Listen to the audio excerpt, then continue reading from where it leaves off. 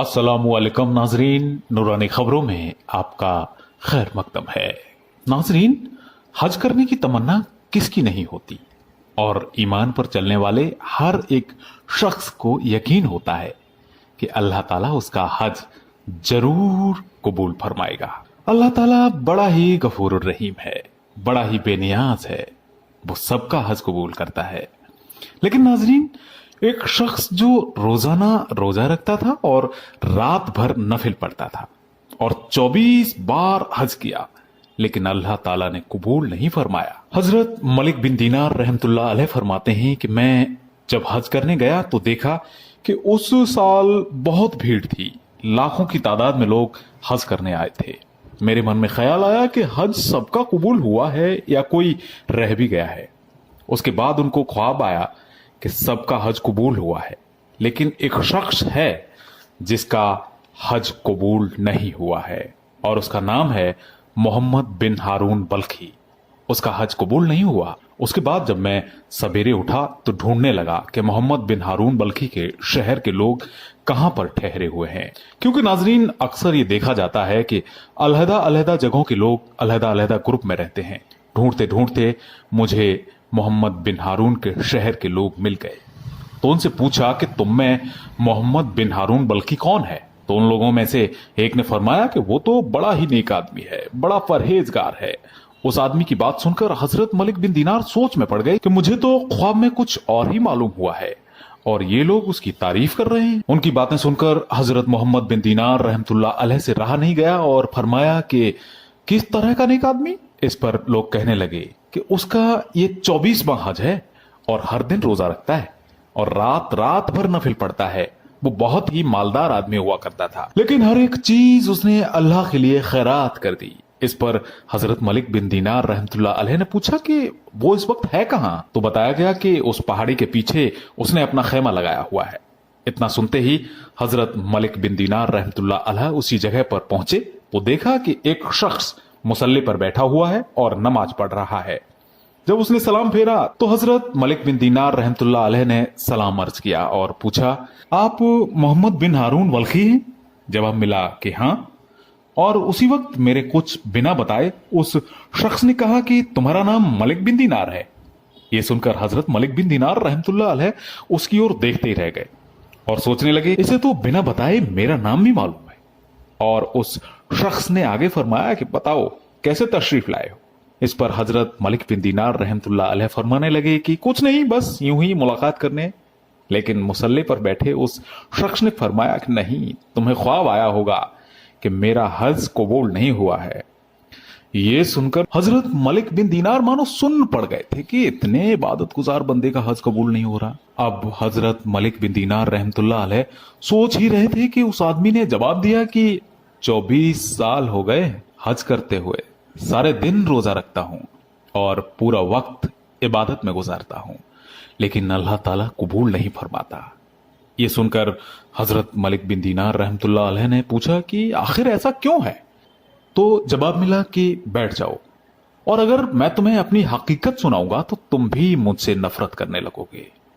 लेकिन हजरत मलिक बिन दीनार ने बार बार उसी बात पे जोर दिया और पूछने लगे।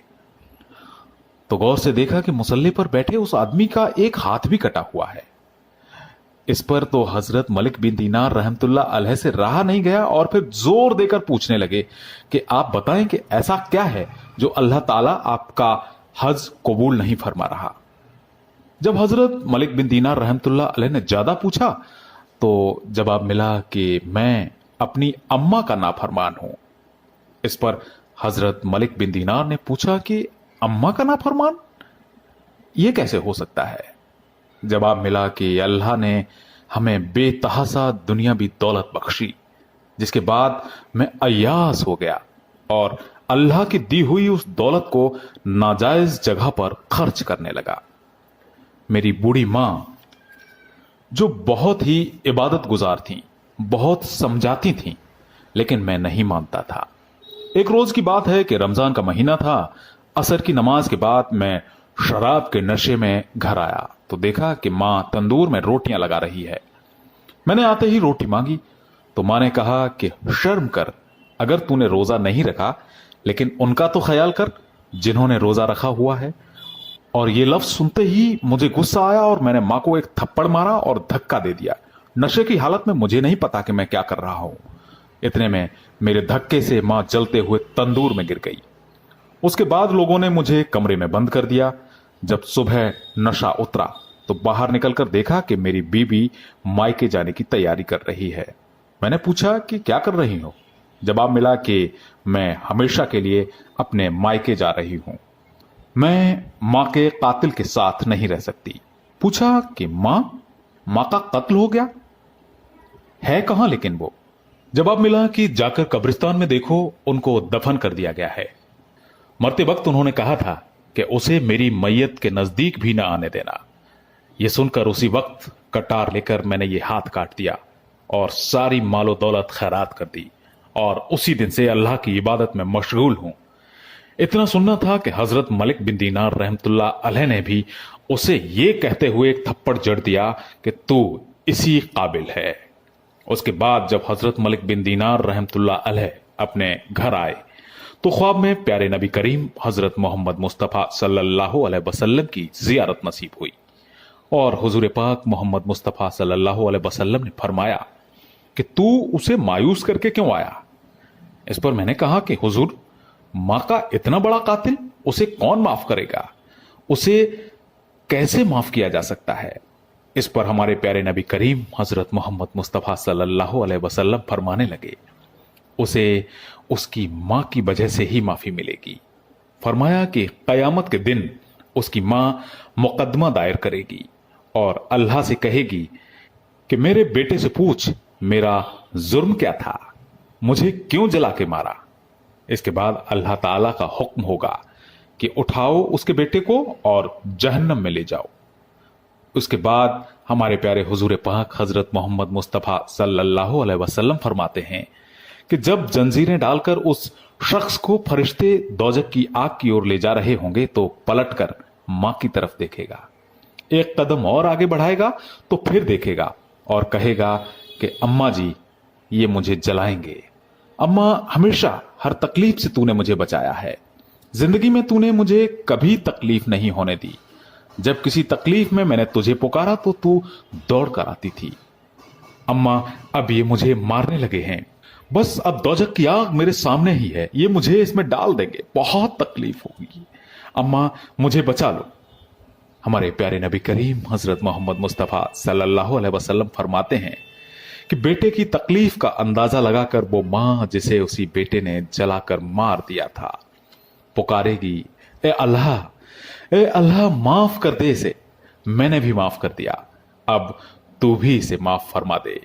ए मेरे अल्लाह, अल्लाह पूछेगा कि इसने तो तुझे जलाकर मारा था, तू इसे कैसे माफ फरमा सकती है? इस पर वो कहेगी, ए अल्लाह, मैं मां हूं ना, अपने सामने बेटे की तकलीफ कैसे देख सकती हूं। हमारे प्यारे अल्लाह के महबूब फरमाते हैं कि मां की ममता उसे बचा लेगी। नाजरीन, जो गरीब लोग हज नहीं कर सकते, जिनकी हज करने की हैसियत नहीं है, ऐसे लोग अपने माँ बाप की अगर खिदमत करें तो उनको हज से भी ज्यादा सवाब मिलता है। और कुछ ऐसे लोग भी हैं, देखने में आता है कि हज तो करते हैं लेकिन माँ बाप को दुखी रखते हैं, उनको परेशान करते हैं। अल्लाह ताला ऐसे लोगों का हज भी कबूल नहीं फरमाता। और नाजरीन, माँ की दरिया दिली के तो आपने तमाम बाकी सुने होंगे, इस बाकी से भी आपने अंदाजा लगाया होगा कि माँ कितनी दरिया दिल होती है। जिस शख्स ने माँ को मार डाला और जब कयामत के दिन अल्लाह ताला ने उसे सजा सुनाई तो बेटे के लिए इतनी तकलीफ देह सजा सुनकर माँ का जिगर हिल गया और अल्लाह ताला के आगे बेटे को माफी फरमाने की दुआ करने लगी। ऐसे होते हैं माँ बाप और ऐसी होती है माँ। इसलिए नाजरीन, हमारी आपसे दरख्वास्त है कि घर में माँ बाप की खिदमत को सबसे ज्यादा अहमियत दें, जिसका सवाब हज से भी ज्यादा मिलता है। नाजरीन, माँ तो माँ होती है। अल्लाह ताला हमें और आपको दुनिया की हर नाफरमानी से बचाए और हमारे प्यारे हुजूर पाक हजरत मोहम्मद मुस्तफ़ा सल्लल्लाहु अलैहि वसल्लम की सुन्नतों पर चलने की तौफीक नसीब अता फरमाए, आमीन। नाजरीन, दीन की बातें एक दूसरे तक पहुंचाना सदका जारिया होता है, जिसका सवाब कयामत तक मिलता है। इसलिए हमारी आपसे दरख्वास्त है कि हमारे वीडियो को शेयर करना तो कतई न भूलें। अपनी शिकायत या सुझाव आप हमें कमेंट बॉक्स के जरिए भेज सकते हैं। हमारा वीडियो आपको पसंद आया है तो इसे लाइक करें, और अगर आप हमारे चैनल नूरानी खबरों पर नए हैं तो वीडियो के नीचे दिए सब्सक्राइब बटन को दबाकर हमारा चैनल सब्सक्राइब कर सकते हैं। अल्लाह हाफिज।